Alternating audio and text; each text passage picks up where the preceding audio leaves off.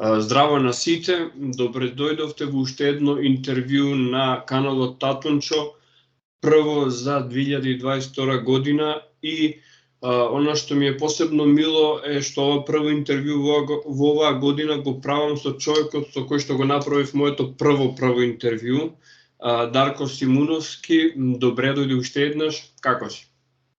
Добре те најдов, баш ми е мило повторно што се среќаваме, да направиме уште едно интервју, да им расветлиме и да им укажиме на гледачите за нови видици за парите. Денес нели ќе дискутираме за парите, така да ми е мило, секој пат ми е мило и првиот пат и сега ми е мило да вистина уживам во гостувањето на твојот канал. Вака сега да разјасниме една работа која што може да создаде недоразбирање. Значи ние само даваме информации поврзани со темата, правиме еден вид на едукација, не даваме финансиски совети и не сме луѓе кои што укажуваат на луѓето каде да инвестираат и во што да ги трошат сопствените пари. На тоа секој треба да си донесе сопствена одлука. Во една прилика ми беше речено од други луѓе, од пријатели, дека интервјуто кај мене на првото од минатата година ти дало ветер во грб. И известна слава, ако така можеме да кажеме.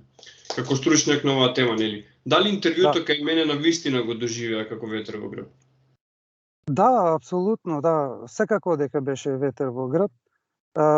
Тој беше период каде што многу мои пријатели и роднини и познаници ме притиска, ми кажува дека треба да почнам јавно да зборувам за сето тоа што го знам за криптовалутите.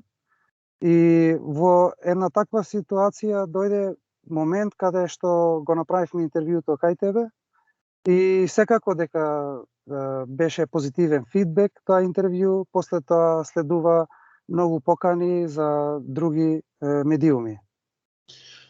Тогаш јас сум пресреќен и презадоволен заради таквиот ефект на интервјуто. Еве да видиме каков одзвив ќе има во второ интервју.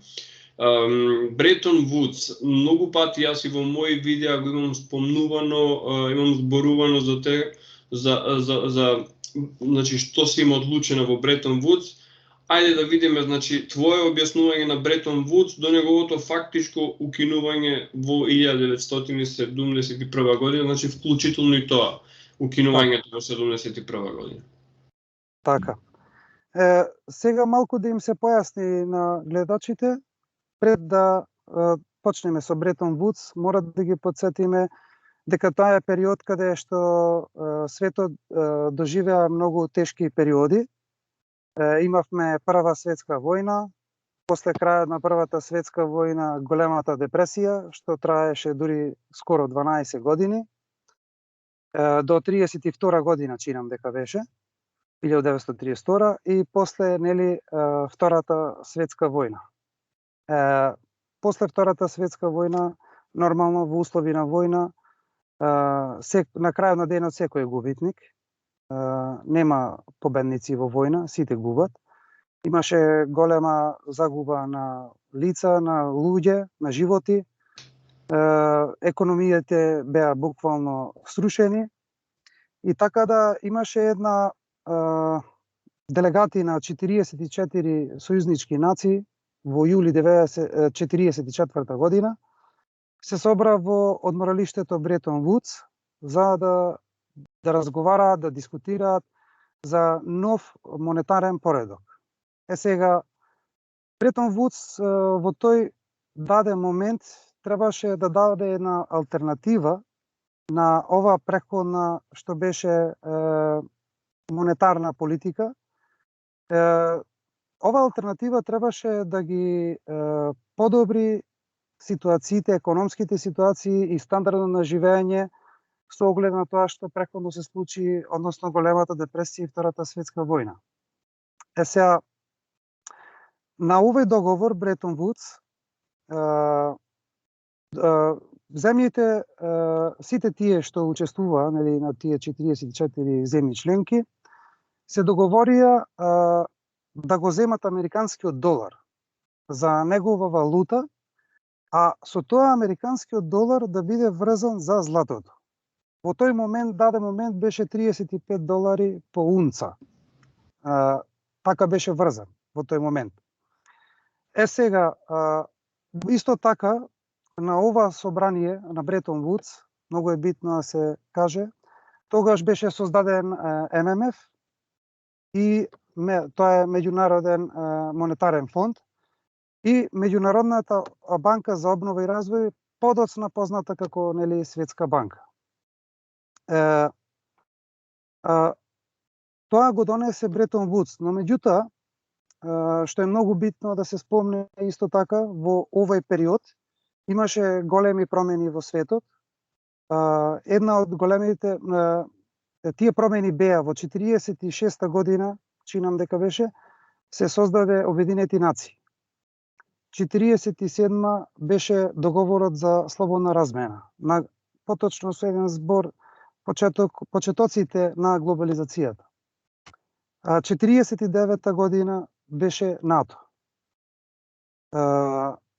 И 57-ма чинам дека беше создавањето на Европска унија.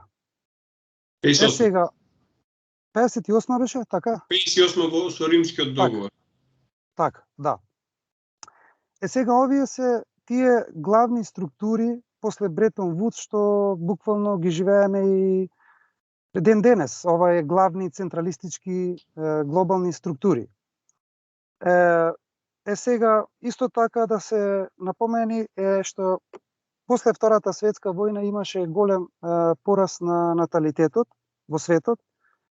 Како што имам гледано на интернет, тоа се 30% пораст на население за рок од 20 години.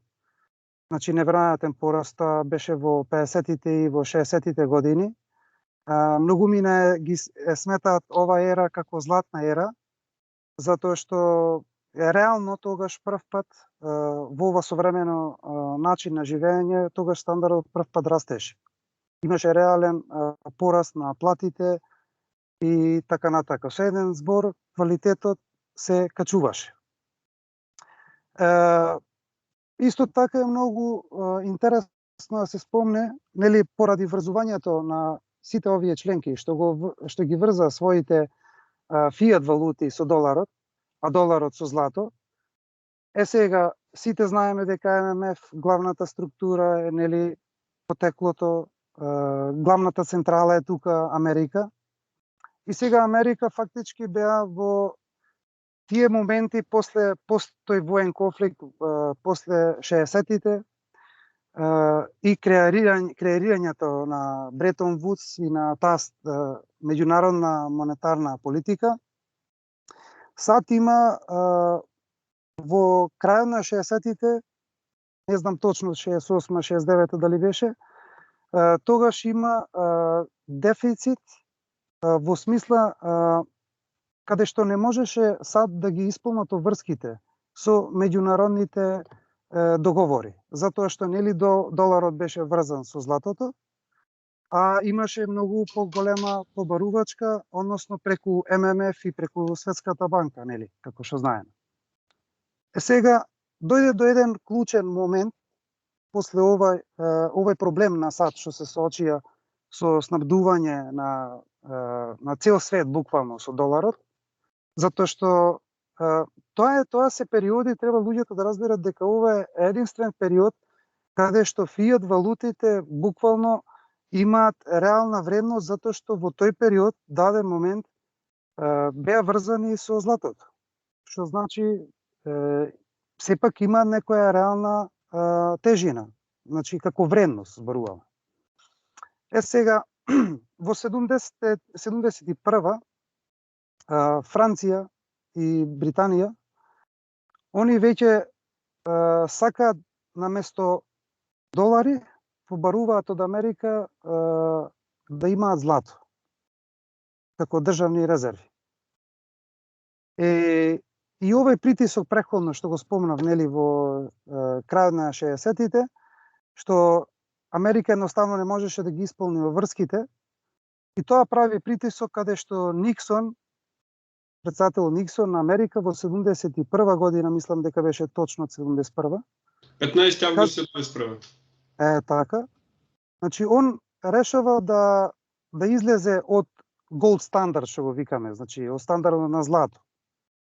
И он фактички од тој момент кога Соединетите Американски држави го затворија тој златен прозорец, да речеме, исто тој момент имаше согласност да се девалвира и доларот, а со тоа и други држави, односно тие требаше да да направат уште една евалуација на нивните фиат валути, пошто веќе доларот престанува да биде врзан со злато. И сега фактички од овој момент идеме во една ситуација каде што фиат валутите буквално лебдат во воздух, затоа што врзувањето на злато беше суспендирано и тоа беше дефинитивно и крајот на Бретон Вудс со излагањето од златниот стандард. Сепак јас мислам дека Бретон Вудс генерално не беше лоша политика економска, затоа што сепак имаше дисциплина со тој златен стандард, нели? И имаше фиксни девизни курсеви, што се покажа во тој даден момент многу добро и имаше брзо растечки економии во тој даден момент, во тој период. Но сепак најбрзо растечка економија беше американската, затоа што на крајот на краиштата, така да кажеме, кремот од сите економии се слеваше во Америка, затоа што нели преку врзаноста со доларот како посредна валута, а не директно со златото, додека самото злато беше во трезорите на Соединетите Американски држави. За појаснување на ова ќе ставиме во описот на видеото, ќе ставиме изјавата на Никсон каде што го укинува овој златен стандард. За да немаме проблеми нели со авторски права и со слично, значи нема да го вметнеме во видеото, туку ќе го ставиме во описот. Ајде сега да видиме како се движеше светот во периодот 71, значи од како се укина ова до 2008 година, кога се случи големата криза на недвижнини, која што предизвика подоцна нели финансиска криза. Значи моментот исто на хиперинфлација преку примерот на СФРЈ во периодот нели пред распаѓањето. Да. Зошто велам овој пример? Затоа што овој микропример кој што не упатува на тоа што се случува денеска на глобално ниво, затоа што нели во овој корона период имаме два феномени.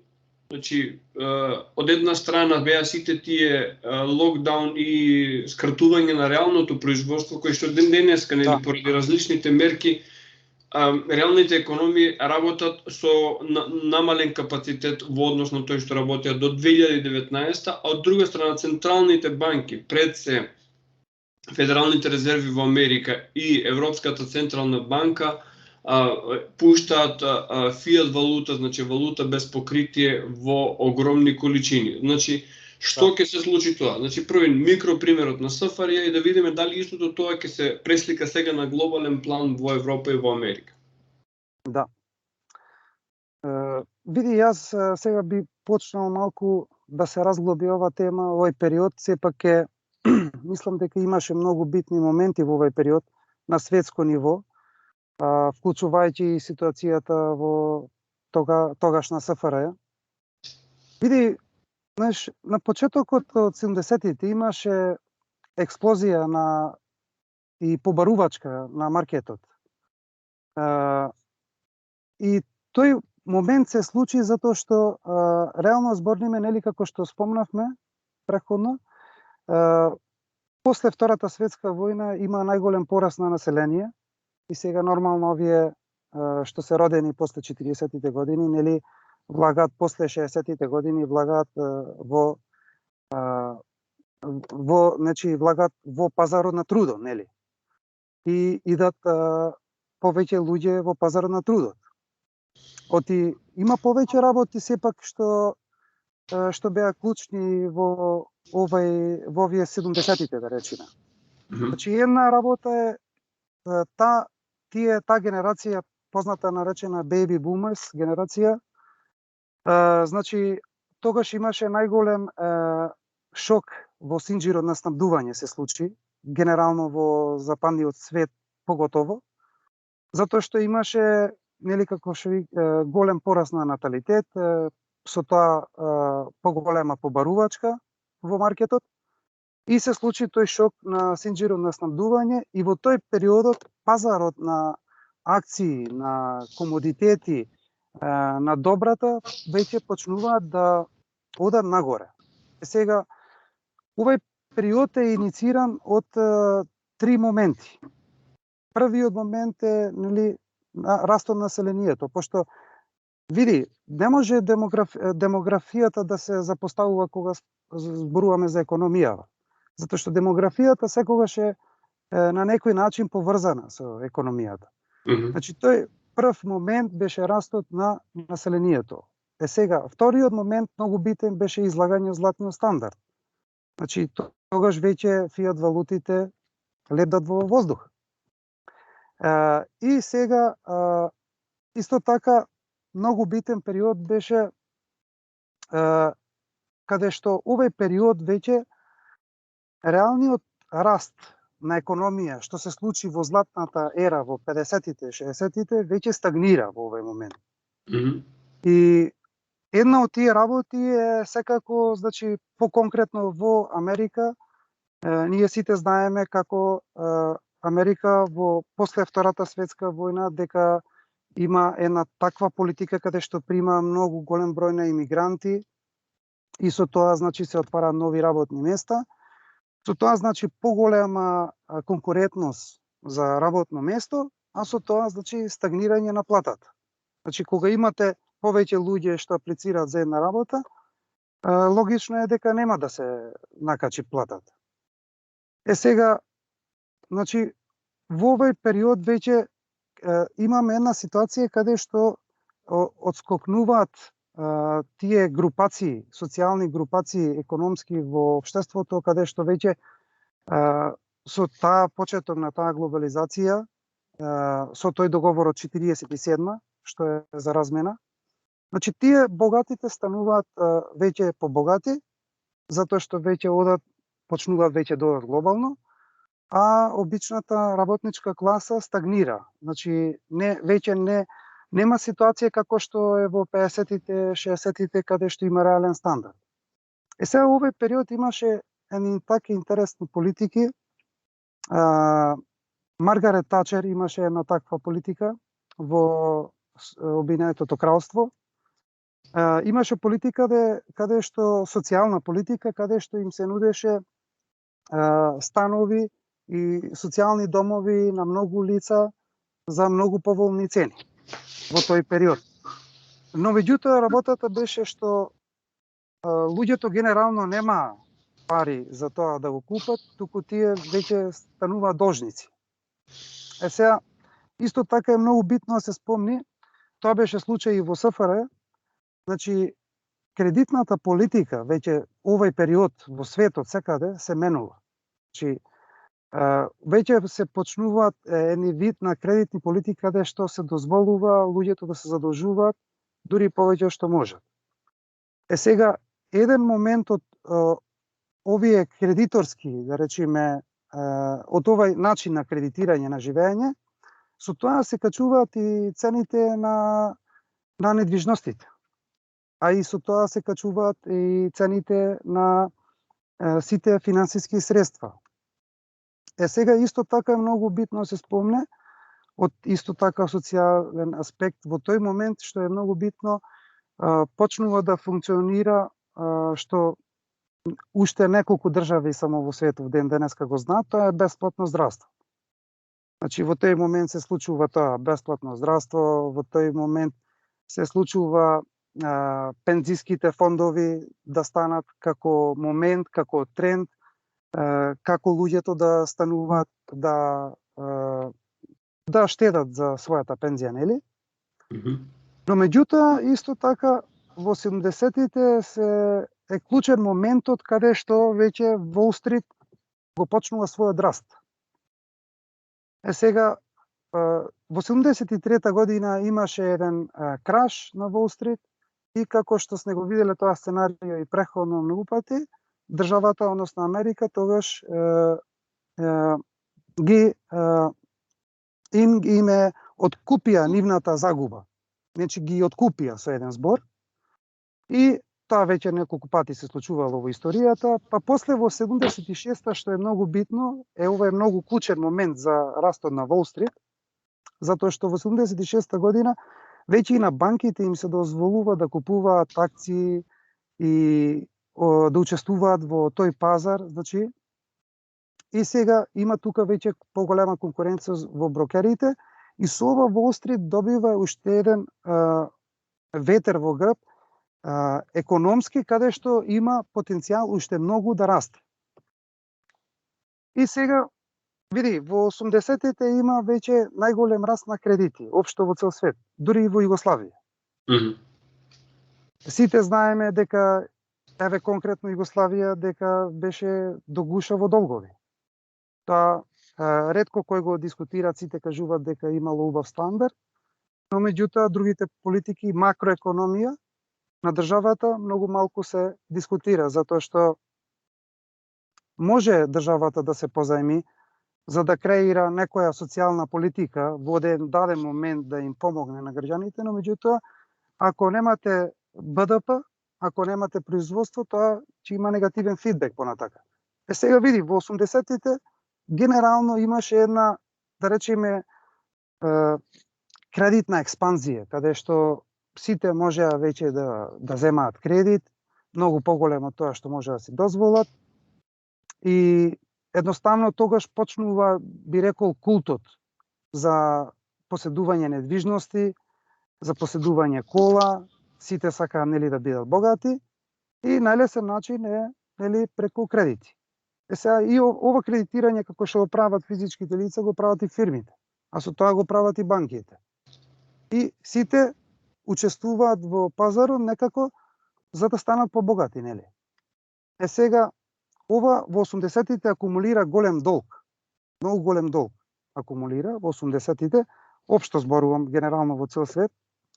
И сега во 90-тите идеме во една фаза каде што после падот нели на Берлинскиот зид и многу битен фактор паѓање на комунизмот, значи на Советскиот сојуз, на Југославија распадот.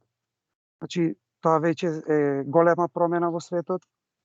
И сега тука имаме исто така во тој момент имаме еден раст и појава на Силиконската долина, што ја знаеме сите, нели? Тоа се тие финтек компании сите што се водечки во светот. И во тој момент во 90-тите исто така има еден енормно голем раст на технологијата. Сега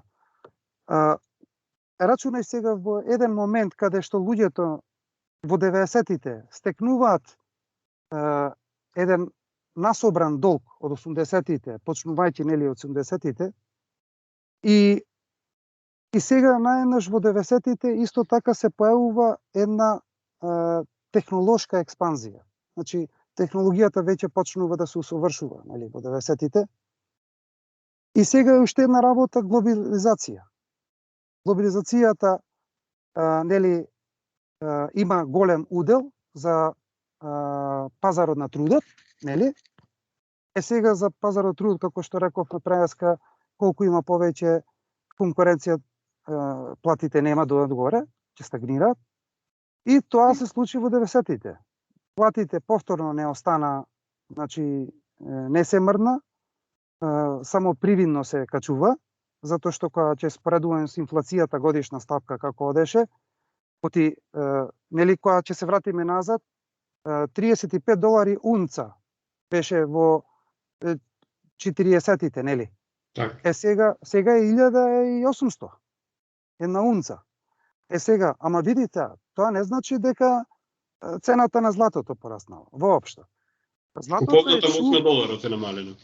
Точно така, општо на сите фиат валути. Сега единствено златото е како чувар на тоа што можеш да го имаш за утре, да речеме. Оти генерално со една унца и порано можел да се купи едно местенце мало за живење и денес горе-долу можеш да купиш.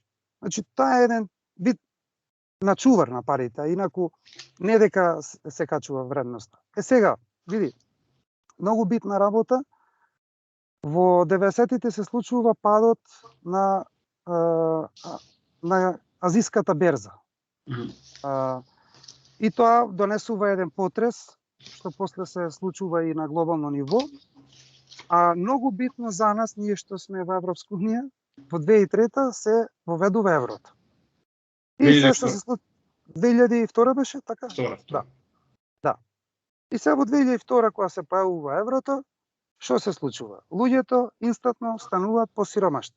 Нивната куповна моќ се намалува. По зависност од држава, негде за дупло, негде за тродупло.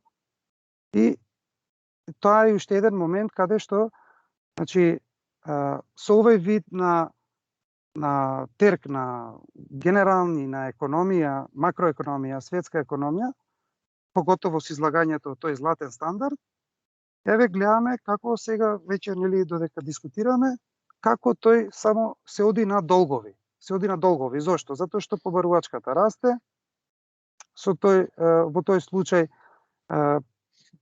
да се произведе нештото ќе расте, конкуренцијата на пазарот, постојаното задолжување и на држави, и на фирми, и на лица, и таму сме кај што сме. Така. И така да ова е тој клучен период, да речам, до 2008, што јас би го навел. Јас би сакал да дадам една мала илустрација за ова што го зборувавме.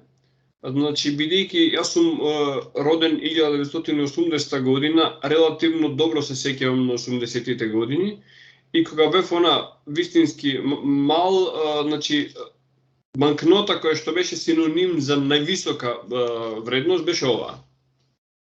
Тоа се 1000 динари југословенски. Да. И како 1000 денари во денешно време, значи тоа беше максимумот на голема банкнота. И известен период, значи еве сега ќе видам кога е издадена ова, 81-а е издадена оваа банкнота. Известен период од неколку години таа беше значи како $100 денешни или како 100 евра. И подоцна во средината на 80-тите години се појави ова. 5000. Титовката, познатата титовка. Значи јас имам тука една мала колекција од пари и многу брзо после тоа, значи не цела, можеби година или две, сега не знам точно, се појави ова. Да, и на таа се сеќавам, значи, веќе имаме 20.000, не застана овде. Не застана. 20.000 динари, односно. Така. Верувам дека многумина не ја паметат оваа. Ова јас не се сеќавам.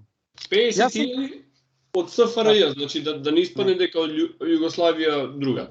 50.000 динари. Ова беше најголемата и после тоа се распадна Југославија, а во Сојузна република Југославија, значи Србија и Црна Гора во тоа време, тој тренд продолжи и еве Никола Тесла 5 милиони. Да. 5 милиони, да. Значи 5 милиони со кои што можеше да се купи, не знам, едно кај се производи во продавница. Значи тоа беше страшен начин на кој што реалната вредност за кој што луѓето дале труд, дале време, дале производи, а буквално се случуваше еден огромен грабеж и тој, да речеме, тој акумулиран капитал преку таа хиперинфлација сега ја гледаме кај нашите големи новосоздадени магнати, богаташи, како сакаш да ги наречеме, затоа што релативно во 30 години да имаме милионери во една држава како што е Македонија, речиси невозможно. Добро, ајде сега малце за 2008 година, значи се случи експлозија на меурот наречен недвижнини. Значи во Америка се даваше кредит, како што кажа ти претходно, на секој. Доволно беше подоцна да си поделат провизии тие што ги давале кредитите. Да. И после ефектот на пазарот? Види, тоа е тоа. Значи, таков вид на економија, тоа може да го донесе. Крашот во 2008 може би беше најсилен од времето на големата депресија.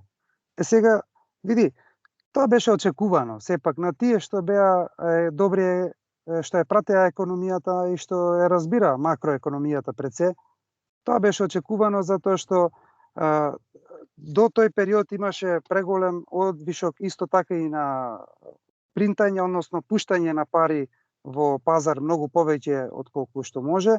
Банките позајмуваат повеќе од колку што има како гарант, како колатерал, нели? Затоа што ти треба да имаш соодветен колатерал за да можеш да одиш до одредено позајмување или да даваш до одредени позајмици. Так. Сега имаше ситуации каде што буквално банките во тој пред крашот на 2008 банките дури даваа кредити како колатерал за кредит става ова речи го mortgage, речи го на македонски како беше подсетено. Да, самиот долг за кредитот Тоа сакав да кажам. Значи самиот долг. Да, кредитот за недвижности, точно. Да, хипотека, најубаво на македонски кажам. Значи хипотеката беше како колатерал ставена за земање повеќе кредит, што уште ден денеска постои, што според мене е економска небулоза дефинитивно. Сега, таквите работи, значи,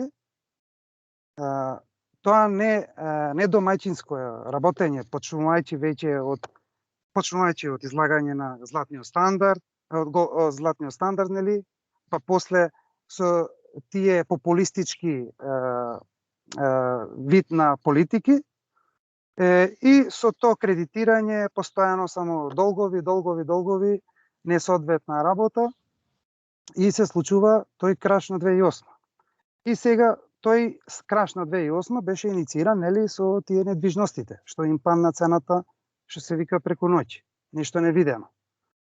Сега, овие што беа должни, долгот им остана ист, но меѓутоа колатералот им падна, што значи автоматски уште повеќе станаа сиромаси.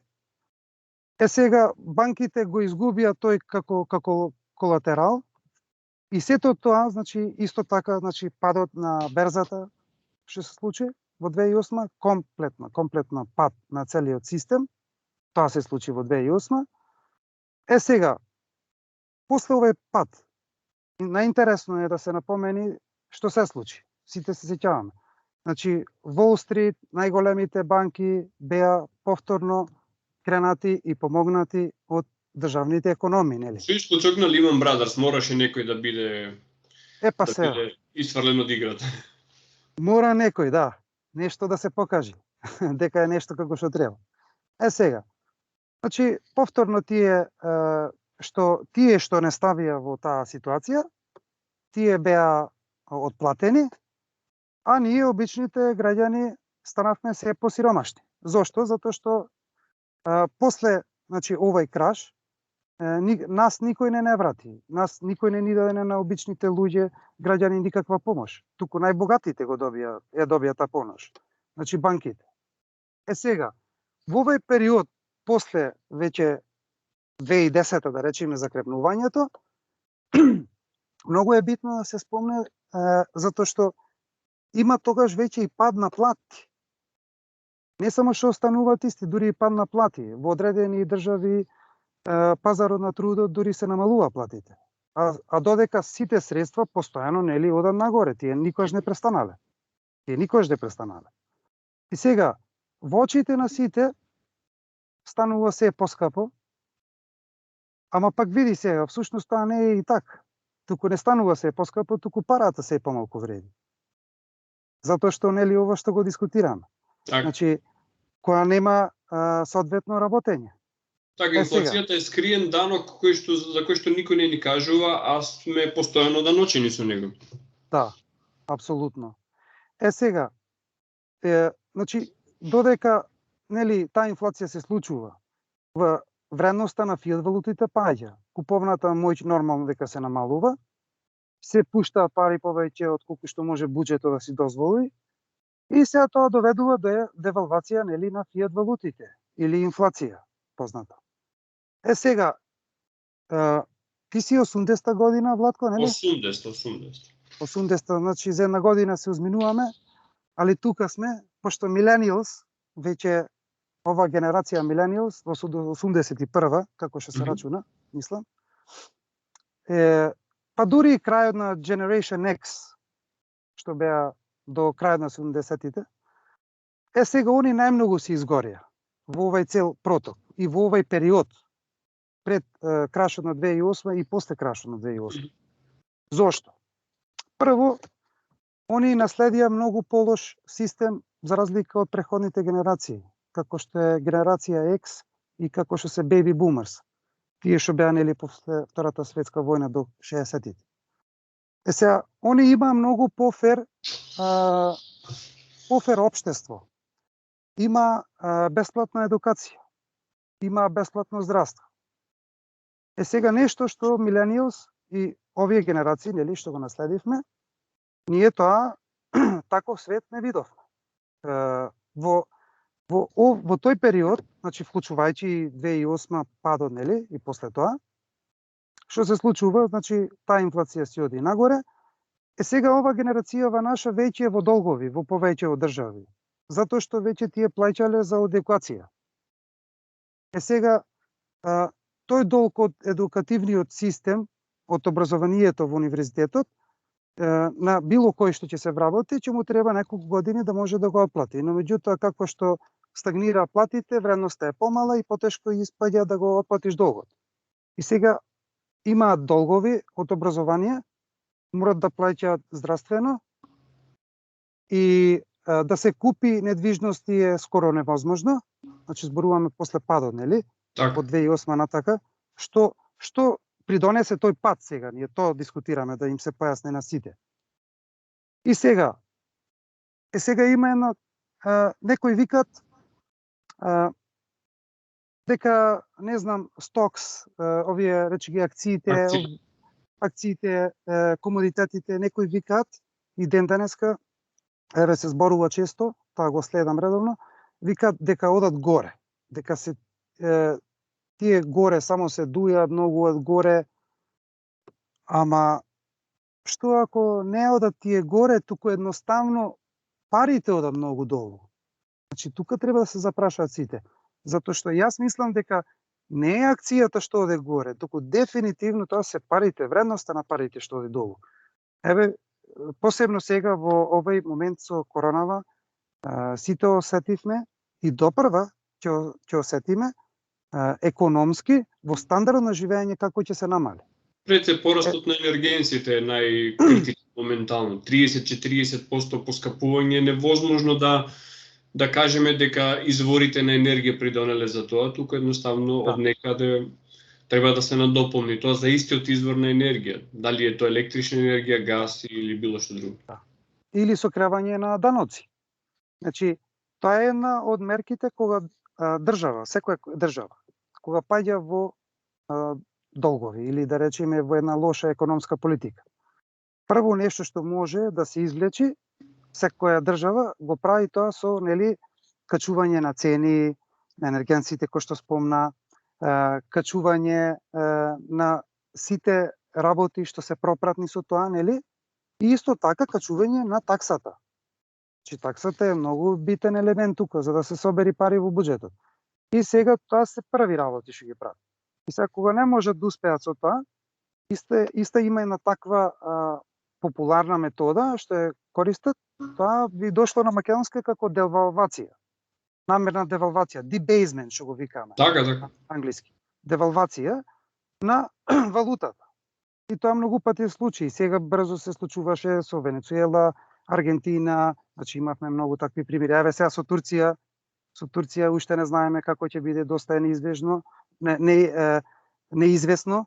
Значи дефинитивно ова инфлација силно мава во Турција и тоа правиме муабе за силна економија, а додека некој дома си спие и мисли дека Македонија е безбедна, за жал не е така. Драги мои, Македонија е многу ранлива затоа што ние немаме индустрија, немаме извоз. Немаме ние со што да се бориме, а 2 години светот е заклучен во корона. Што мислат луѓето дека ќе се случи во наредниот период? Еве сега имаше извештај од англиска банка, 6% инфлација. Пази, во Англија. Индустрија, една од најдобрите во светот.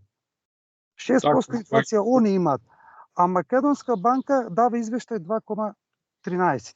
Мисла, дефинитивно треба малку да поработат прво на транспарентноста и да се соочиме со проблемот и да видиме што можеме да направиме да го решиме. Сега ќе се навратам на овој, да не изумам, нели, за периодот. 2008. Потоа, во 2008 многу битна работа додека се случува тој краш.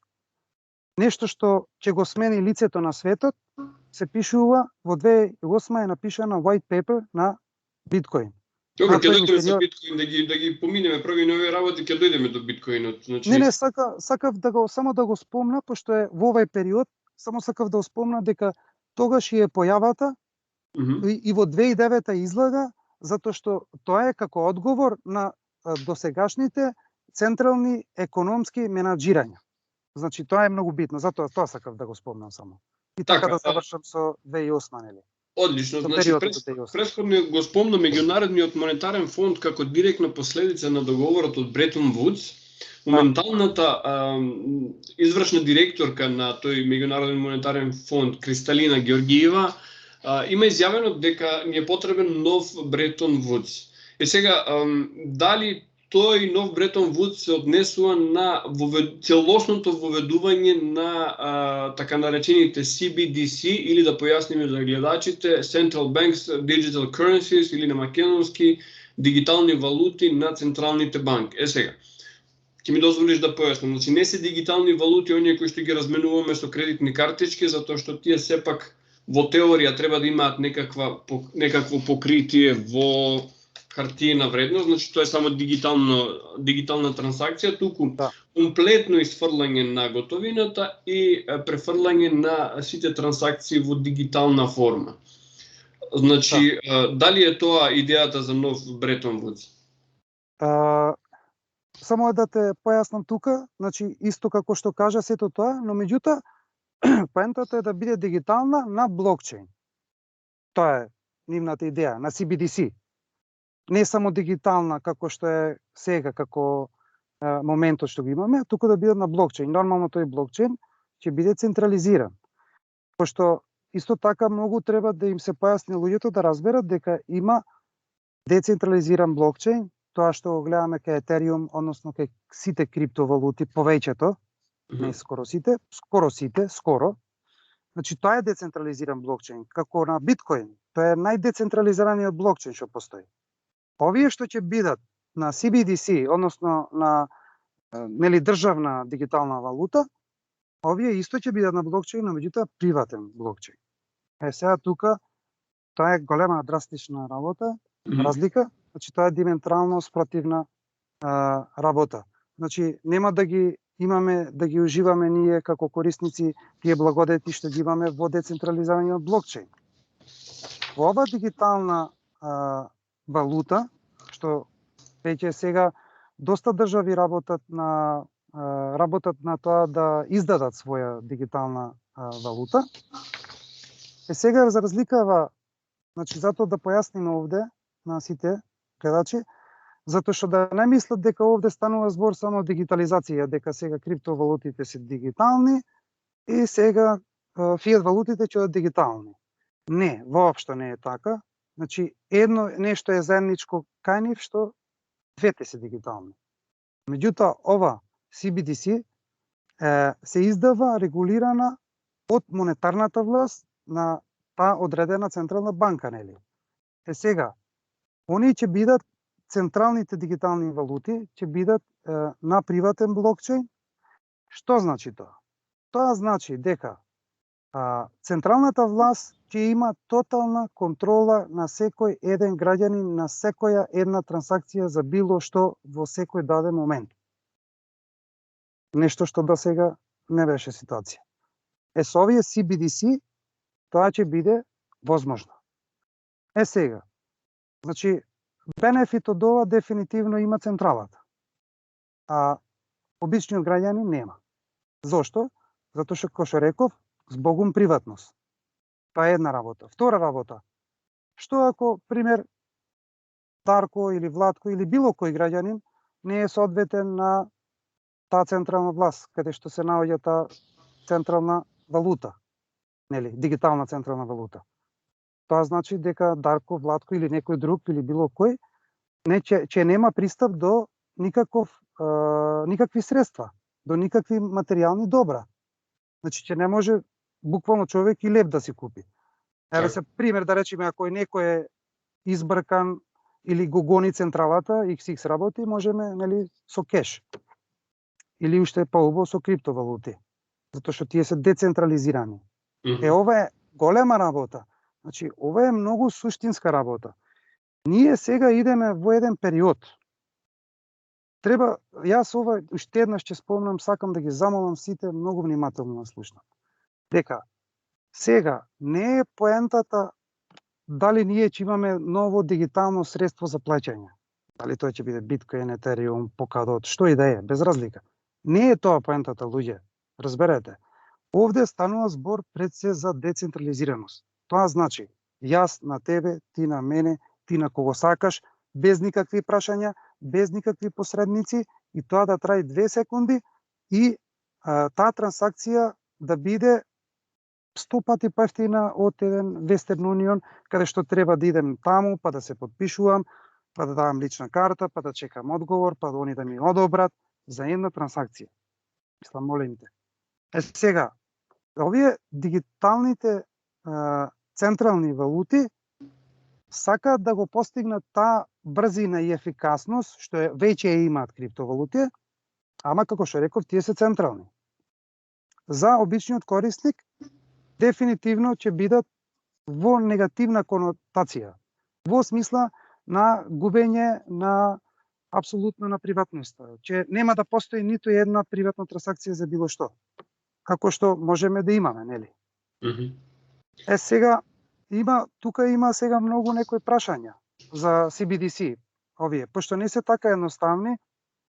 Значи, уште треба да се преиспитат работи, пошто овде станува збор сепак дури и човекови права, пошто многу задира во приватноста, максимално, и дефинитивно ќе се оди на оваа дигитализација, дефинитивно државите тоа ќе го направат и ќе го издадат, но меѓутоа ова сакав да го прецизирам и затоа го спомнав на ова што го спомна ти како прашање, нели? Затоа сакав да напоменам колку е битно криптовалути и централизирани дигитални валути. Тоа е огромна разлика. Ако сакате да имате сувереност и самостојност, мора да користите криптовалути. И тоа со ход волет на децентрализирани финансии. А во спротивно, вие ќе бидете 100% ќе ве трест, како да реча, ќе ве држат во контрола. Так. Значи 100% во контрола. Таа е таа работа што се случува и веќе Светскиот економски форум што се случува во Давос, они веќе има, мислам, и white paper како би изгледала таа CBDC, таа дигитална валута. И таму има едни работи каде што секој може да отвори на интернет, да види и да ги, дури они самите кажуваат за овие негативности. Ги признаваат на еден начин. Сите работи кои што ги прават, нели, за наше добро, доаѓаат од таа централа или ни се соопштуваат од таа централа, така што будното, внимателното следење на се она што се зборува таму во Давос е многу важно. Значи, јас би рекол know your enemy или запознај го својот непријател, затоа што тоа е елитата, ние сме обичните луѓе. Јас морам да ти поставам едно провокативно прашање, а тоа е: развојот на технологиите поврзани со со криптовалутите, со блокчейн технологијата, се случува од 2009 година до сега. Дали тоа не беше само намерно допуштање, бидејќи сега знаеме со постоењето на Binance, со CEX, со крипто, со сите овие платформи менувачници каде што се разменуваат криптовалути, значи буквално се дозволени во сите цивилизирани држави, значи употребата на криптовалутите, че овој моќен систем допушти да се користат, по моје мислење, од просто едноставна причина што тоа е технологија која што е во развој и буквално си добија бесплатен развој на технологијата која што подоцна тие само ќе си ја применат во нивните CBDC. Самиот кажа дека и тоа ќе оди на блокчейн. Значи блокчейн како технологија е достапна, значи без разлика дали ќе се употребува централизирано или децентрализирано. Но конкретното прашање, дали со ова не си допуштија бесплатен развој на технологијата која што после ќе се ја применат наместо да инвестираат во развој на истата? Да, одлично прашање. Прво, значи, како што реков, мора да им се појасни на сите, како што реков, значи ова е диаметрално спротивна работа. CBDC криптовалути тотално различна работа, диаметрално спротивни се. Тоа е една работа прво. Тоа е од тука кога ќе тргнеш, веќе добиваш одговор дека дефинитивно не би требало они да се во позадина на тоа, затоа што ова не им одговара на централните органи. Без разлика кои да се тие централни органи. На било кој централен орган, последно нешто што му треба е децентрализираност, веруваме. Значи, затоа се отфрла таа, да реча, шпекулација, не знам како да ја наречам. Сега, за технологиите. Технологиите, прво да се разбере, секоја една технологија е неутрална. Самата по себе, секоја технологија е неутрална. Сега, ако таа технологија дојде во рацете на, да речеме, некој лош човек, таа технологија ќе биде многу лоша. Сега, ако дојде таа технологија во добар човек, таа технологија може да биде многу добра за сите. Сега, овде што се случи? Значи, нели по таа голем краш што се случи во 2008 и излагањето на биткоин во 2009, во тие први години немаше некое внимание према криптовалутите, за нивната технологија и еден нов вид на финанси, диаметрално спротивни од овие што ги зборуваме досега и со овие долгови и така натака. Значи, ова е сосема спротивно. Прво, нешто што мора да се разбере е дека овие централните органи, сите централни органи, власти, они беа затекнати со излагањето на овој вид на технологија. Затоа што буквално они, јас како што имам читано, они секако беа во план за дигитализација тотално. Значи, секако беше тоа планот. Тоа не дека тие немаат таков план, централите, но меѓутоа во овој даден момент беа малку копретекнати, испадна копретекнати, значи со излагањето на биткоин, па после понатака усовршувањето, значи на блокчейн технологијата и ширењето на криптопазарот и на сите тие проекти. Затоа што сега не имаме еден друг момент од тој момент што се појави од почетоците на крипто и сега е тотално различно. И затоа генерално тоа сакав да кажам, дефинитивно овие немаат поврзаност една со друга, но меѓутоа во текот натаму ќе мора да се најде некоја назаса, што би рекле ние, нешто заедничко да може да се функционира, пошто они ако можеа да го сузбијат криптото, ќе го сузбијат досега, верувајме. Они ќе го направеа тоа, ако можеа. Но меѓутоа, они увидоа дека подобро е да не го направат тоа, туку би било подобро за бенефит на сите и државата на одреден момент да чари и на еден начин да ги задоволи граѓаните и фирми да можат да имаат некој си економски просперитет во оваа цела ситуација, кај што е, и нормално со тек на регулативи да се направи една таква ситуација каде што можат они двете да обстојуваат истовремено. Оти ние имаме ситуација каде што централни банки, значи банките се централни органи, нели? Банки каде што користат DeFi платформа. Таква имавме ситуација со SEPA банката во Швајцарија, што користи MakerDAO, децентрализирана DeFi платформа. Значи, тие се тие работи. Значи, они ќе има и борба меѓу нив, меѓу централата и децентрализираноста, но меѓутоа ќе има и соработки во даден момент, каде што и едните и другите на некој начин ќе си требаат. На криптовалутите им треба регулација, каде што би била една поволна регулација, како што е во ЕУ, да речеме, како што е во Естонија, како што е во Швајцарија. Значи, да не спомнувам за Ел Салвадор, тоа што се направи дефинитивно е историја. Така да, тоа е моментот за ова прашање. Така.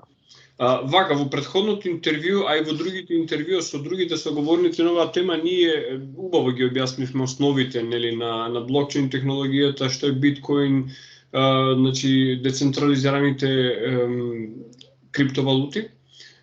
така што нема да се навраќаме сега на тоа. Еден момент кој што не го обработивме е многу важен, особено тој момент го донесува појавата на Етериум, а тоа се паметните договори. Ајде некој збор за тој момент, значи Да. одиме понатаму, значи одиме за оно што е нешто повеќе од валута, а тоа се паметните договори. Овој. Да. Вака сега, значи прво да се разбере, паметен договор е само извршувачки договор, при што условите на договорот помеѓу купувачот и продавачот се директни запишани во код. Сега, кодот на договорите кодот на тој договори на тие smart contracts, сето тоа е дистрибуирано низ таа блокчейн технологија, низ тој дистрибутивен леџер технологија. Сега, паметните договори дозволуваат доверливост помеѓу странките. Значи, без разлика јас со тој што купувам или продавам, што разменувам, без разлика не мора ни да опознам, не морам да имам доверба, но меѓутоа знам дека што и да сме договориле ние, тоа ќе се екзекутира и ќе се воспостави благодарение на паметните договори. Сега, имплементација на паметни договори во блокчейнот го направи прв Етериум. Затоа е Етериум тоа што е денес.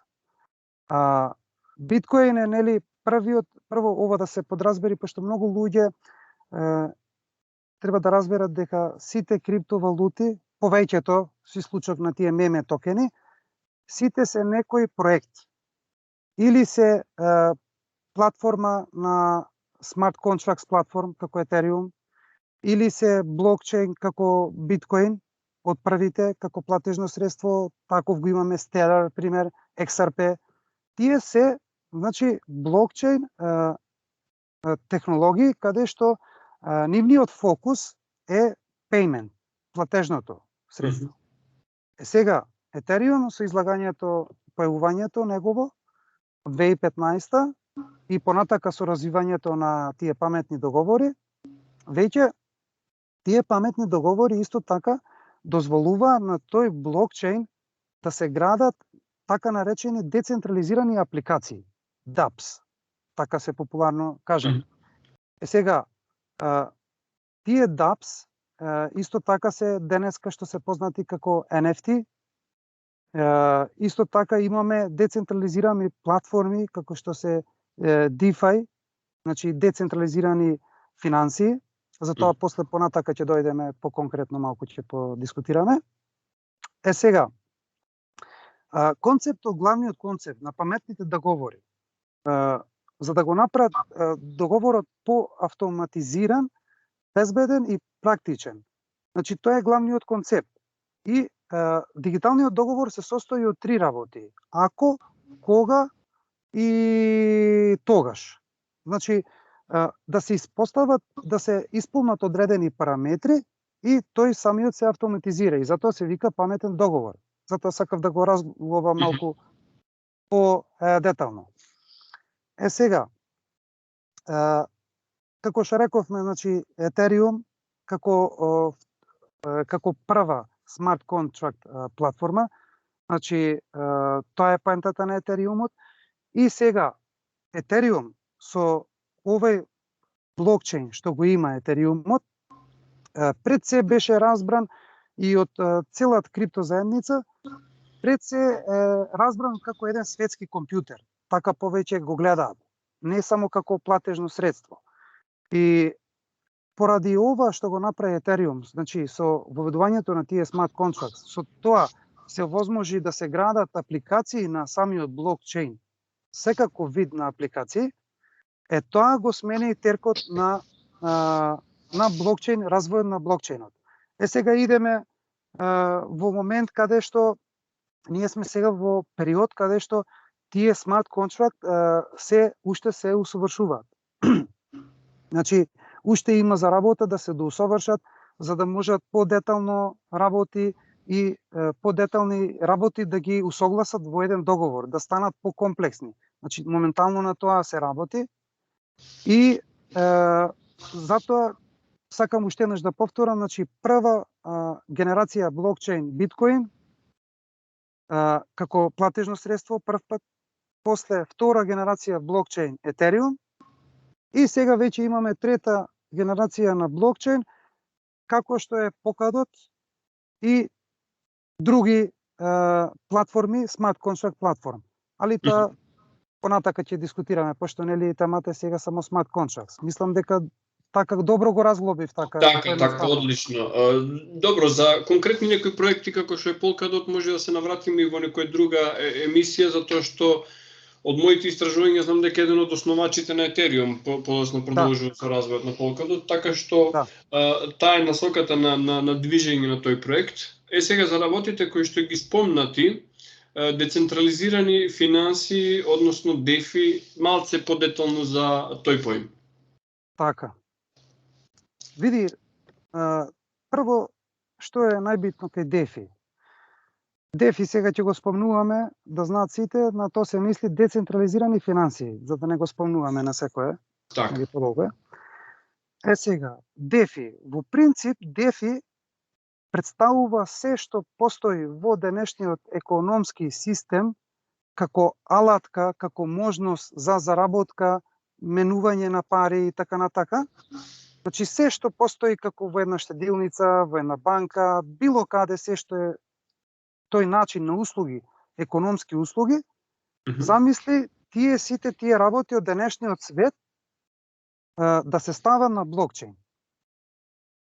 И таа платформа што е на блокчейн се вика децентрализирани финанси. Значи колку прекрасно е тоа да ги имате сите услуги што постојат финансиски на блокчейн. А најдоброто што мора да се спомне овде кај DeFi, вас ви треба само интернет. Само интернет конекција ви треба и hot wallet, да имате инсталирано hot wallet на вашиот апарат, таблет, телефон, што и да е. Вие имате пристап до децентрализирани финанси, односно имате пристап до финанси. Нешто невидено воопшто во историјава. Сега сакав за терминот. DeFi, терминолошки ако одиме, е чадор за финансиски услуги на јавен блокчейн. Тоа е технолошка платформа за децентрализирани финанси. Најкратко објаснато. Сега, DeFi многу е битно, значи како што рековме претходно, затоа јас го спомнав, тоа е многу битно со тие генерации на блокчейн, како што реков на Ethereum, со воведување на тие смарт контракт, паметни договори во блокчейнот, тогаш се возможува да се градат апликации и платформи како што е DeFi, како што е децентрализираните финанси. Сега, и тие самите апликации, без разлика кои да се, дали се NFT, дали се DeFi и други социјални, без разлика какви платформи, и dApps, апликации, децентрализирани апликации, сите тие имаат своји паметни договори. Сега, за да може, значи, една DeFi платформа да функционира и да возможува пристап до сите финансиски производи, користејќи го блокчейнот, тоа е подпомогнато со паметните договори. Исто така имаме еден познат термин во децентрализираните финанси, тоа многу луѓе го сретнале, DAO, скратено на латиница DAO. Тоа е скратенка што значи Decentralized Autonomous Organization. Тоа значи дека кога одиме со нашиот hot wallet, пример MetaMask или Trust Wallet, кога одиме на било која DeFi платформа, ние немаме таму контакт или некој друг човек од другата страна што ни овозможува тие услуги. Не. Туку тоа е вештачка интелигенција. И тоа е автоматизирано по принципот на договорите. Како што се вметнуваат кодовите на договорите, така излагаат нови можности за да штедите пари, за да позајмувате пари, да дадете на позајмица пари. Значи има многу, сето тоа што постои од реалниот свет е ставено во децентрализираните финанси. Сега, уште поубаво, зошто тие се толку посебни? Затоа што прво, не ви треба се што досега ви требаше во овие традиционални финансиски услови во банка. Значи, што треба? Што викаме ние, значи, многу работи треба да направиме за да дојдеме да отвориме една сметка. А било што и да направиме трансакција, тоа оди преку централниот извор во овие традиционални банки, нели, зборувам да не се збуни некој. И сега тоа е процес каде што е навистина тежок и непотребен во денешно време кога имаме DeFi. Значи, овде не ви треба никакви документации во DeFi, прецизирам, децентрализирани менувачници, воопшто не ви треба никаков документ, не ви треба имейл, било што, само ви треба hot wallet и интернет да имате. И вие сте прикачени на сите финансиски услуги. Па ако ова не е револуција и ако ова не е ослободување од бариерите на традиционални финансиски услуги, не знам што е. Сега, види сега што е битно, кај DeFi, еден клучен момент. DeFi имаше голем пораст. DeFi прво да напоменам дека се појави како концепт 2017 година и после 2018 веќе се воведуваат и други апликации. Прво почна Compound, па MakerDAO, тие беа првите апликации, првите DeFi платформи што беа на Ethereum блокчейнот изградени, нели?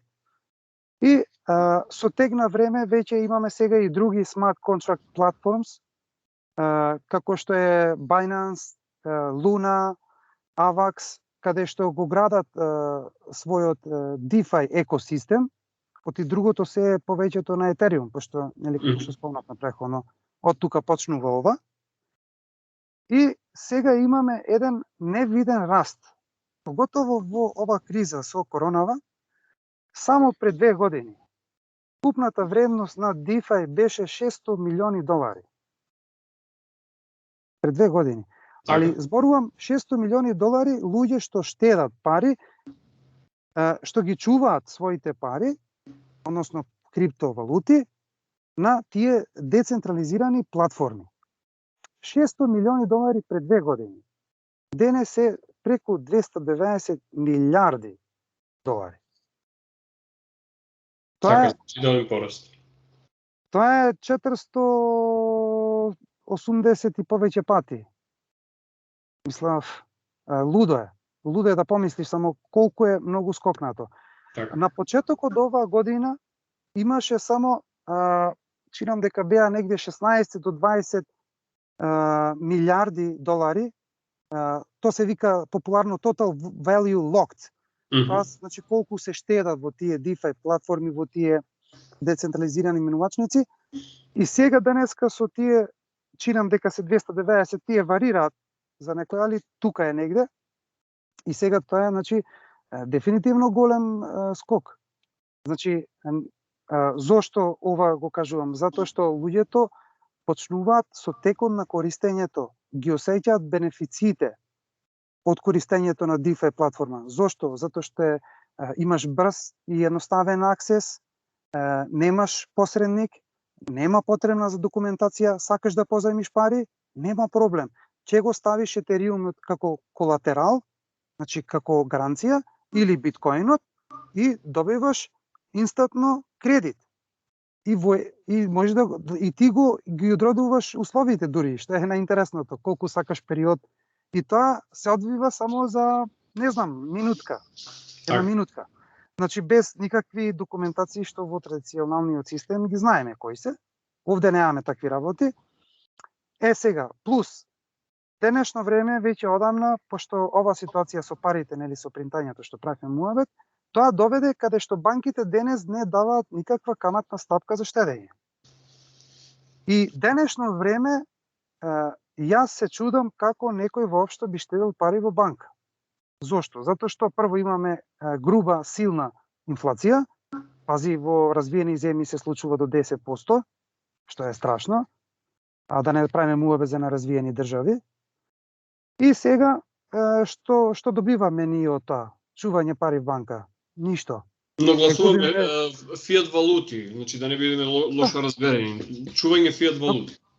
Да, фиат валути, да, секако, за фиат валути, да, одлично што ме подсети. Значи, единствено само губиме вредност. Ништо не добиваме.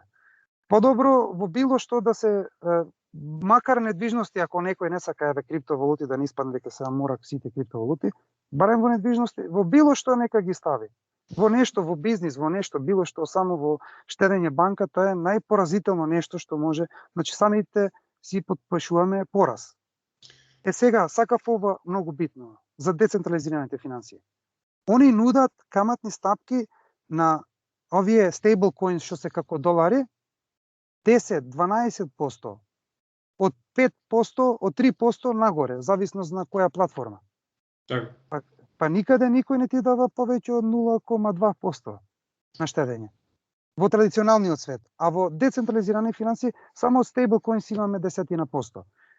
Имаме децентрализирана менувачница како пример PancakeSwap, 70% на стейкинг на нивниот native токен, на нивниот оригинален токен. Така да, значи, дефинитивно има големи бенефиции и ова што сакам да го кажам како заклучок за DeFi, има голем скок на користењето на DeFi и уште ќе расте. Многу драстично ќе расте. И ја искрено ти кажувам, очекувам, пошто сега моментално проценките се дека се 3 милиони до 4 милиони корисници на DeFi платформите, јас верувам дека ќе биде преку 30 милиони корисници до крај на оваа година. Така.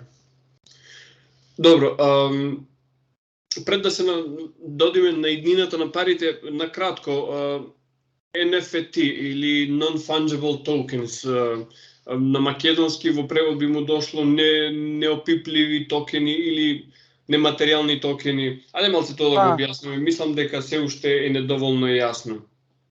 Да. NFTs или на англиски тоа би било non-fungible token. Да. Non-fungible token е прво да им се разјасни на луѓево.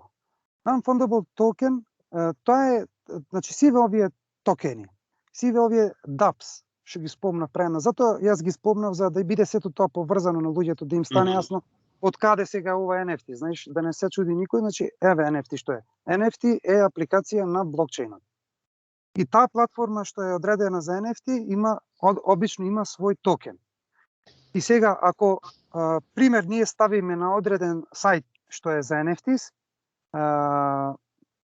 пример OpenSea ќе го спомнам, и фактички кога креираме таа прва да речеме слика или било што кој файл, тоа се вика minting, и кога го правиме тоа, после тоа тој токен, односно таа слика станува non-fungible токен. Зошто се вика ова и се спомнува?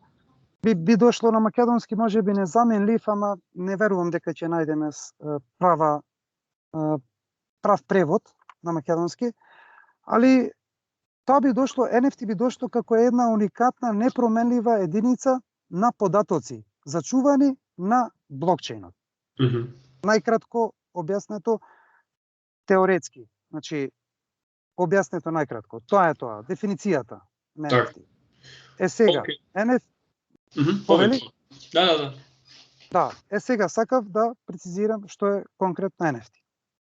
NFT е пред се токен кој што е изразен во ERC 721 во Ethereum.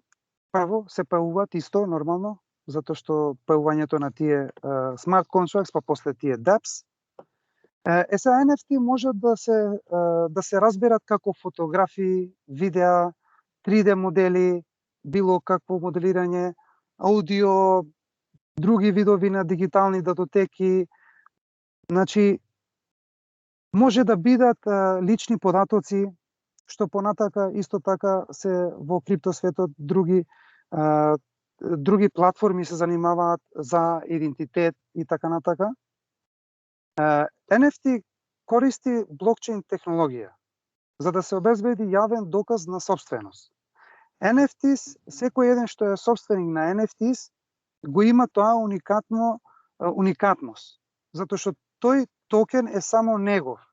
Како што тој го изминтирал и го ставил, тоа му дава ексклузивно право, односно уникатност. И такво уште едно дело не постои. Тоа е интересно исто како овие NFTs. Сега, пример сега за да пуштиме промет, како што ти реков, постојат како OpenSea, значи и други многу NFT платформи каде што можеме да ги ставиме нашите артистик, значи тоа што го правиме артистичко. Еве ова видео можеме да го ставиме како NFT. Апсолутно може и ова видео, дел од ова видео и сечоци да се стават на NFT. Апсолутно. Апсолутно. Главната поента на NFT е се што постои од физичкиот свет да може да се префали во дигиталниот. Дали е тоа уметност, дали може тоа да биде во форма на уметност, музика, може да биде дури и плац во виртуелна реалност, може да биде дигитален идентитет, може да биде мода, може да биде настање, односно да се со NFTs да имате тикет за да одите на одреден настан, лайв концерт, дали е тоа во живо или во метаверс, без разлика. И, значи, буквално кажано се од физичкиот свет. Сега, кај NFTs, они постојат од 2014 година, али нивниот почеток, да речеме, каде што веќе они добиваат некакво внимание медиумско, почетоците се негде од 2017-2018 со излагање на првите Kitties беше така нешто, сега го заборавив. NFT Kitties нешто така беше, како прва платформа. Па после CryptoPunks, па тие направија доста голем социјален хајп. Па после понатака веќе и се проложија други, Bored Yacht Club, Ape Club и така натака, значи излегува доста многу платформи, али поентата е што е многу фасцинантно, сигурно многу ми наслушнале за Metaverse. Так. Metaverse е нешто што во крипто светот се става во ист кош кај NFTs. Односно би дошло како вид на NFTs. Исто и Metaverse паѓа во NFTs. Metaverse е нешто што дефинитивно ќе го смени начинот на живење. Веќе тоа го се случува. Ова година ние видовме големи вложувања во NFTs, во тој сектор. Затоа што веќе почна и популарни фирми и брендови да влагат во NFTs. Имавме ситуација каде што Nike влезе во Roblox, мислам дека беше платформата, Adidas влезе во платформа, имавме ситуација Gucci кај што влезе, имавме, значи, Карл Лагерфелд, значи, модната индустрија.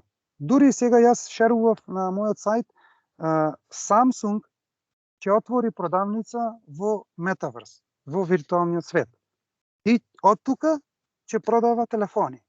Ја видов таа вест сега на Brave браузерот во новости. Да. Сега сакав да ти кажам тоа, значи, прво да се разбериме, значи, ние сега одиме во една, сакале, не сакале, идеме сега во една силна дигитализација. Значи, и технолошка дигитализација што посебно ова деценија ќе биде многу силна, многу јака. Затоа што сега оди се во дигитално. Се префрлува во дигитално. Метаверс, што денес може би е како шега, јас ги уверувам сите дека за 7-8 години ќе биде начин на живење. Верува или не. Ќе има луѓе што ќе живеат во Метаверс и ќе заработуваат пари во Метаверс. Буквално. Значи, пример да речеме, ти со ставање на тие VR goggles, тие наочари, си во Метаверс, си тој што сакаш да бидеш, можеш да правиш исто така различен вид на бизнис во Метаверс. Пример да речеме, можеш да правиш концерт во Метаверс. И тоа веќе некои пробни го направија, веќе артисти. Буквално, значи, буквално се што го знаеме како живот во овој свет што го живееме, да се префрли во дигитално. Тоа е метаверс. Сега, ја нема да кажам дека сум за или против, не сум ни за ни против, ако веќе лично зборуваме, али знаеш како, со тек на време животот ме научил дека подобро е некои промени да ги прифатиме и да видиме што можеме да извлечиме максимално од сето тоа, него да се спротивставуваме, да одиме во конфликт и така натака. Али дефинитивно ова е еднината. Што се однесува до метаверс, јас да речеме ќе бидам резервиран околу ентузијазмот во врска со него, ама тоа не значи дека не треба да разбереме што е тоа. Од проста едноставна причина што еден ден можеби ќе бидеме принудени да го користиме на еден или на друг начин. На начин на кој што сега сме принудени да користиме одредени технологии. Например, во добар дел од моето секојдневие, овој уред што е смартфон, порано беше само интересно да се поседува таков телефон, сега е нужно затоа што многу важни работи се во него. Пред 10 години тоа не беше така, многу работи беа ништо не беше во него, односно се беше надвор. Сега многу работи се нужно во него. Да не зборуваме за лични податоци, за фиделити картички, банкарски сметки и така натаму. Така што за метаверс, повторувам и нагласувам, јас мојот ентузијазам не го давам тука, сум воздржан во врска со тоа, но работите се случуваат и информираноста, знаењето за нештата е многу важна работа. Всушност затоа и ги правиме овие видеа. Ајде да зборуваме малце за иднината на парите. Каде се ја гледаш иднината на парите, ајде условно кажано парите? Па да, условно кажано парите, но меѓутоа тоа условување, јас би рекол сега го имаме како реалитет во криптовалутите. Зошто? Зошто го зборувам? Затоа што криптовалутите сами по себе се дефлациони. Имаат реална економска потпора. Не се како фиат валутите. Ке молам сите да разберат. Фиат валутите нема никаква потпора, никаква вредност. Не се базира на никаква вредност. Извини што ќе те прекинам во емисијата во која што гостуваше Тина Телма. Се сеќавам дека водителот рече како се создаваат криптовалути кога знаеме дека обичните валути имаат потпора во злато. Што би рекле србите, убила ме туѓа срамота. Не можев да го слушам тоа, затоа што фиат валутите, самиот збор кажува се декретни валути кои што се принтаат без никаква поддршка. Ако не гледа новинарот, нека се информира за тоа дека објаснивме 71 година укинување на Бретон Вудс, нема златен стандард, нема ништо. Продолжи, извини. Да. Фала ти што се надоврза. Така е, види, проблемот види сега, знаеш што е, генерално кај луѓето. Луѓето сакаат да бидат акомодитирани. Луѓето во принцип сакаат да им биде се наместено, се наготово, се пружено, се даено. Генерално. Но меѓутоа во животот не да работите така. Затоа јас сметам дека секое едно дете од основна школа треба да се едуцира за принципи на економија.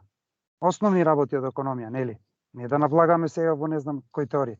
Основно да се разбере што е економија, што се овие фиат валути, што е уствари пари,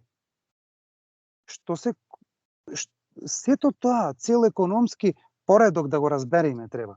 Затоа што за жал, не знам сега да не шпекулирам со проценти, но меѓутоа голем дел во светот луѓето се буквално економски неписмени, за жал. Затоа што не се тие виновни, затоа што економскиот, образованието во светот е такво. Образованието во светот е такво подесено каде што ние се учиме дури историја за некои држави што немам да ги посетиме, но меѓутоа не учиме за принципи на економија. И сега, поради овие работи, како што ти спомнав, таа лежерност, опуштеност и очекување од централата и плюс незнаењето доведува до такви работи каде што луѓето кога ќе се случи нешто викаат што се случи сега, изненадени сме. Па да, затоа што не ги следите работите што се случуваат. Ова сега, пример, сега што се случува во последниве 2 години, ова енормно пуштање на пари во оптек, многу повеќе него што било кој буџет може да дозволи, почнувајќи од Америка, што е една од најсилните економии, па се до Кина. Имаме без престан, пуштање на пари на фиат валути во ликвидност во пазарот многу повеќе отколку што економијата дозволува. И сега факт е дека ќе има инфлација во наредниве години, и тоа голема, силна инфлација. За жал многу луѓе не се свесни и уште веќе се случува. Да, веќе се случува, но меѓутоа точно така, Владко, се случува, но меѓутоа јас мислам дека допрва се уште потешките моменти. Моје мислење така, на почеток сме. Да, јас мислам дека 2022, можеби и 2023 ќе бидат многу клучни да видиме дали можеме да се бориме со ова што се случи, со престанокот на производството, а кога нештото се произведува оди цената нагоре и така натака, веќе да не шириме. Значи, ова инфлација е незапирлива. Во овај услови, нова светска економија, како што е поставена, инфлацијата, сега со услови на ковидов 2 години, заклучување цел свет, значи дефинитивно ќе има многу негативни последици. И јас се плашам дека како во минатото, јас помна големата криза од 1929 година, знаеме што се случи впосле. Значи, секогаш решението се наоѓало во војна. Се плашам дека и овој пат се оди на истата варијанта, а тоа што значи? Дека елитите повторно ќе останат некаде на безбедно место, а ние обичните луѓе ќе бидеме на бојните полиња и ќе бидеме изложени на таа војна. Значи, јас затоа ги правам сиве овие видеа да ја зголемам таа свесност дека не треба да потпаднеме под таа стапица. Мислам дека во тој правец оди твојата мисла. Да, види сега. Значи, јас ги имам следено скоро сите твои видеа, ги имам следено и повеќе видеа имаш ти каде што задираш таа точка, каде што дискутираш за ова централизираност, глобална централизираност, што е уште поголем проблем, нели? И за овој вид на економија, на финансии. Ова луѓето треба да станат од своите удобни креветчина и да разберат, да се замислат кај биле лани економски, кај биле пред 2 години економски, кај биле физички, психички пред 2 години, кај се сега и економски, затоа што стандардот, економијата, што моментално во овој свет живееме, централната, стандардот наш на живење зависи, за жал, од менеджментот на влади. Молим те. Значи, сега во ова друга монетарна политика, што ја имаат криптовалутите што ја носат, овде не зависи од ничија влада, не зависи од ничиј менеджмент, туку сме сите ние како инвеститори, учествуваме како инвеститори. Во зависност на одредена криптовалута, јас би ги нарекол пред се дигитални средства, пред се, него само криптовалути, пошто тие презентира многу повеќе него платежно средство само. Сега овие дигитални средства ни даваат, прво, што спомнав за CBDC, за дигиталната централна валута, во нешто спротивно. Криптовалутите ни даваат една слободност и ни даваат еден економски дефлационен период. Значи, кога чуваш криптовалути, нормално ако се добри проекти, тие цената сами по себе одат горе. Затоа што прва работа да се разбери треба. Луѓето треба да сватат дека сега имаме вид на адаптација кај криптовалутите, што е многу побрз него ширењето на интернетот. Значи има статистички податоци тоа, секој може да го провери. Очекувањата се дека до 2024 година ние ќе имаме преку 1 милиарда корисници на крипто. Денеска имаме, проценките варираат, али отприлика се негде близу 200 милиони, што јас верувам дека не се ни толку, затоа што, пример, јас имам, да речеме, 5-7 сметки. Значи има доста тука луѓе што се веќе во криптото имаат повеќе сметки, затоа што овие проценки се на chain analysis врз основа кој колку волети се отворени. Така се овие проценки. Така може да ги извадат они. И сега, ете да ги ставиме 180 милиони, мада не се ни толку, моје мислење, може би се. Е сега до милиарда корисници. Значи, тука идеме веќе само во бројката на корисници е пута 5, но меѓутоа економски, да, но меѓутоа економски, тоа е минимум на маркетот како што е денес, пошто сега негде сме околу 2,2 трилиони денес, чинам, не проверив денес, али тука сме негде, 2,2 трилиони. Така да, значи, јас не гледам проблем зашто да не оди пута 50. Види, една работа која што знам во многу интервјуа ти ја поставуваат и на тебе и значи неупатените не можат да разберат како тоа криптовалутите се дефлациони. И сега ќе ми дозволиш да дадам тука еден пример. Еден многу познат филм, Кум. Првиот дел е нискобуџетен филм.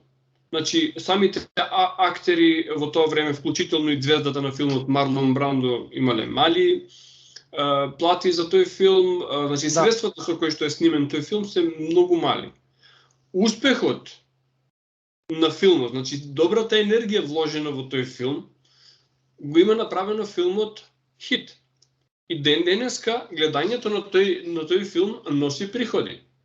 Тоа е дефлационно, кога ќе вложиш нешто квалитетно, издржливо во времето, тоа враќа назад приход.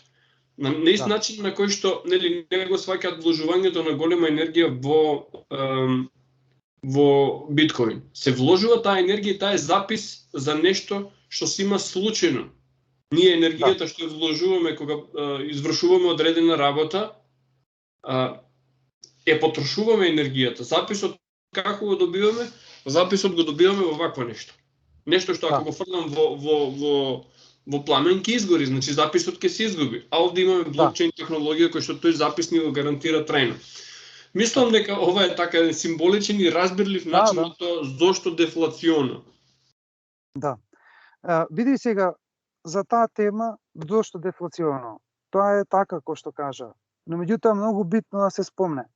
Сите криптовалути имаат ограничен supply, ограничена набавка, колку вкупно постојат. Или со исклучок на тие што немаат, тие имаат свој протокол во својот блокчейн и тие на тој начин се направени со протоколи во самиот блокчейн да бидат дефлациони. Значи, што значи тоа? Се вадат во пазарот оноку колку што е потребно за сепак цената да оди горе, пошто таа е крајната цел на криптовалутите. Така, го има процес, нели, го има оној процес на горење како што има во Етериум. Да, burning. Така што ако има вишок се гори, условно кажано, и се регулира тој проток на валута. Да. И тоа горење во Етериум мора да се случува за да оди дефлациони нагоре, затоа што залихата на Етериум е бесконечна. Не знам, тоа малку ми не може знаат. Така. Не е како на биткоин, пример, 27 милион. Сега, види сега што е работава, што сакав да кажам за иднината. Сега ние сме во еден патокас, во една раскрсница, најубо кажано. Ние сега во овој период сме во една раскрсница и сега во оваа раскрсница имаме два патокази, двете се дигитални, тие две страни се дигитални, но меѓутоа имаме централистичка и децентрализирана. Сега, кој како е со својата свест и со разбирање на нештата околу себе, така ќе оди на таа работа, затоа што дефинитивно свесност за мене е да одиш во децентрализираност. а несвесно се доиш во централизираност. Затоа што мене не ми треба лидер некој да ме води. Доволно е да бидеме сите ние едно исто и да се респектираме како едно исто и секој да придонесе со својот труд и со своето знаење. Нели? И да ги правиме размените природно, како што треба. Јас, тебе, ти мене, на друг, трет, четврт, ние тоа да го правиме меѓусебно без никакви посредници. Ве молам, значи не ми треба посредници. Доста е. Знаеш колку пати, Владко, мене ми се има случајно во животот да ми блокираат сметка затоа што банката мислела дека не сум бил јас на трансферот или XX работа, или ме прашала зошто па сега праќаш пари во Македонија што е работава. Така, ми се има случајно и на мене тоа, значи од странска сметка во македонска сметка буквално не ми ја одобруваат трансакцијата затоа што било од мое име во странство на мое име во Македонија. Глупост невидено. Да. Замисли, мене ми се има случајно небулоза која се пресели во Швајцарија, отидов со пари и првите денови отидов во банка и ги замолив и ми реков, луѓе, зелов кеш со мене, имав кеш.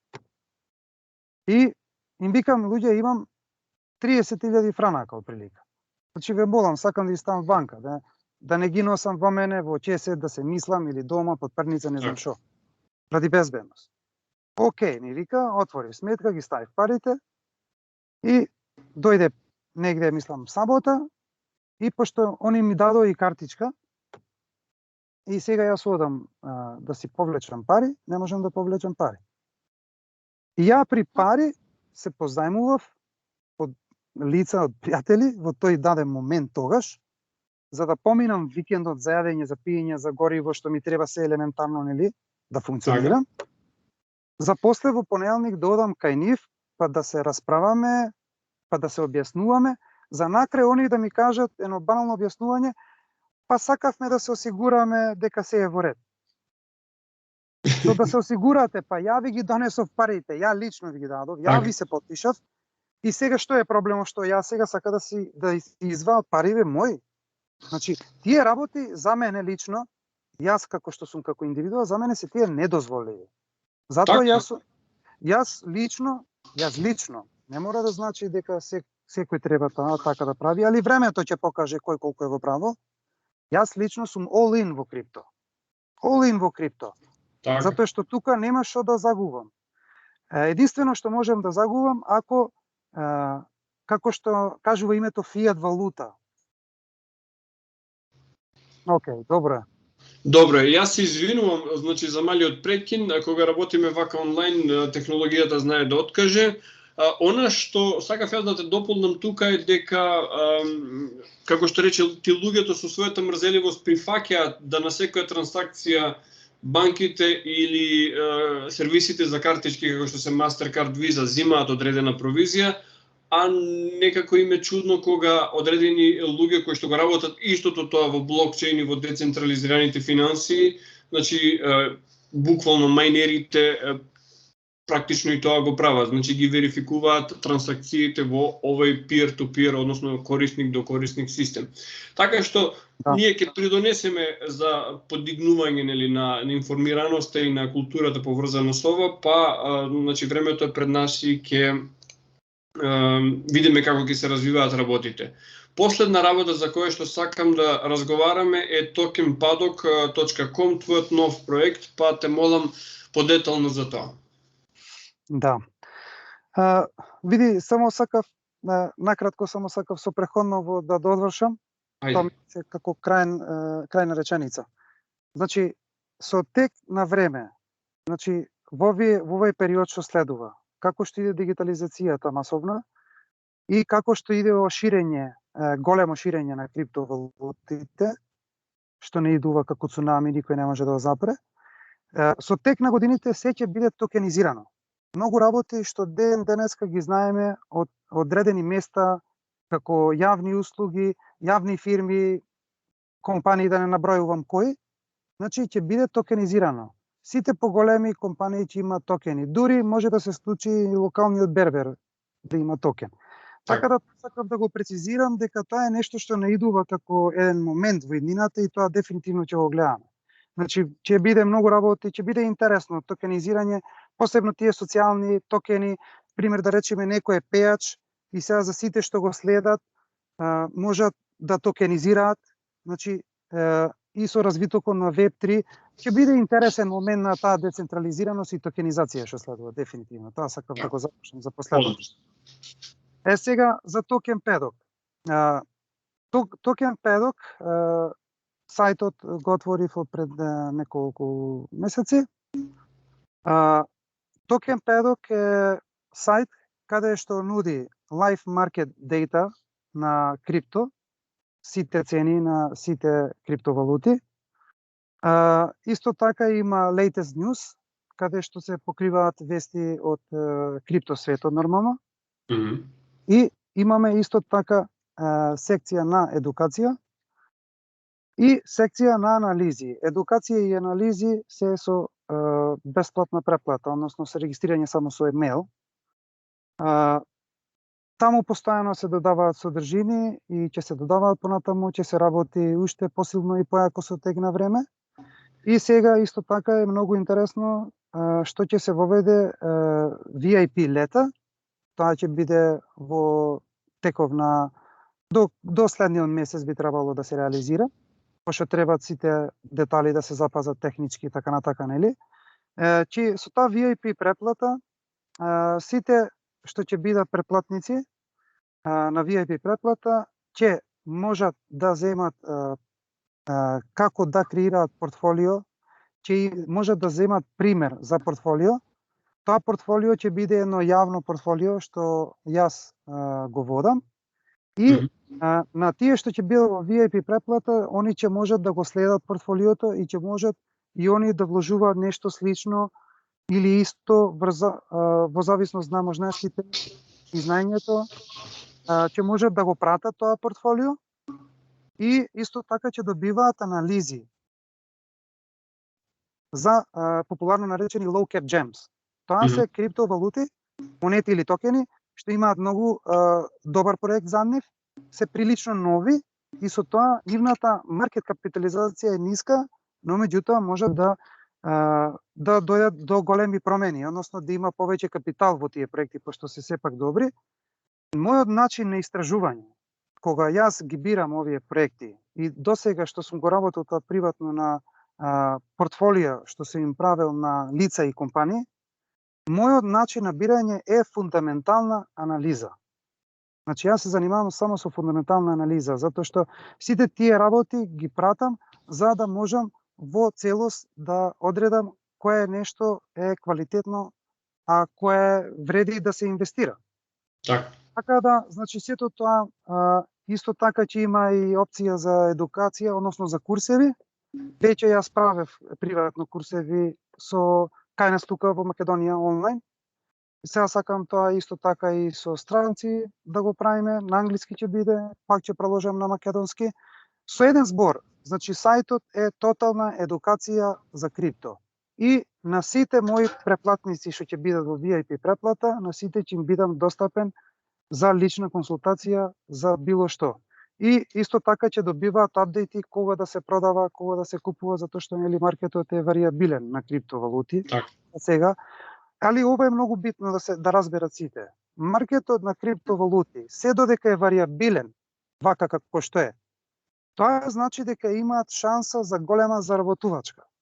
Кога маркетот ќе се стабилизира, тоа ќе биде во моментот кога маркетот ќе биде веќе повеќе од 30 трилиони, 40, 50 трилиони, која ќе тежи маркетот. Тоаш нема вака да варира. Но меѓутоа, овие добивки што можете денес да ги добиете, тогаш не ќе може. Така да, се си има еден процес, како Microsoft во 90-тите акциите. Така. Добро, Дарко, ова ќе го ставиме линкот од твојата страна, ќе го ставиме во описот заедно со другите работи кои што рековме дека ги ставиме. Јас ти посекувам среќа со твојата работа, со се она што го имаш како проекти и се надевам дека ќе се видиме повторно во некој интервју за да направиме повторно една едукација за нови теми и нови предизвици поврзани со криптовалутите. Ти благодарам и секое добро. Фала ти и тебе, секое добро. Поздрав до сите.